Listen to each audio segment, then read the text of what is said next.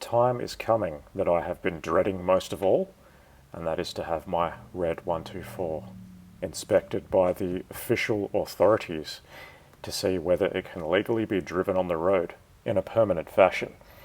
So I went ahead and installed that missing piece of hard tubing to the vent port of the fuel pressure regulator, and it is connected up to that upper crankcase ventilation hose now. That is just something I forgot about in the meantime, but I have collected one and fit it now. I happen to notice that I have some very minor coolant leaks that have appeared from recent driving in hot weather. I'm not even going to worry about these until after the car is registered. They will not give a damn about this. It's so slow that it doesn't even make a difference to the coolant level. The other thing I needed to do was fit the fuel pump cover underneath the car. I have had this sitting in the shed for quite a while and have had oil leak on it from storing things on it, so I had to give this a quick clean. I will not be fitting my new replacement accumulator and hardline until the car is registered, so it will stay with the M103 version for now until it's licensed, as I don't want to take the risk and cause any leaks, which I may come to regret at licensing time. And that there is the part number for those plastic nuts if you need to order them for that tray as well.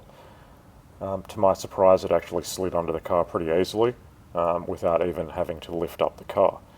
So in actual fact, it's pretty easy to install this. I don't know why I left it so long. And it's all looking nice and clean up there still, fortunately.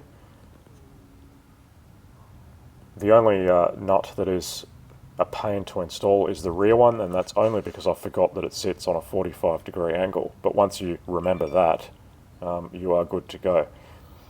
Now I do have a minor leak coming from either the diff side seal or the new axle shafts themselves. It's only very minor, so I'm not even going to worry about that. I'll just wipe that off before the inspection, so hopefully they don't see it. Next, it was on to installing the covers that I still haven't done underneath the driver's side of the dash. Reason being is I was going to replace that immobilizer with something a bit more modern, but if I waited any longer, then yeah, I'd just find more excuses not to get it licensed. I'm not happy with the way that's fit, but I am going to go in there later and replace that immobilizer because the one in there is a piece of junk.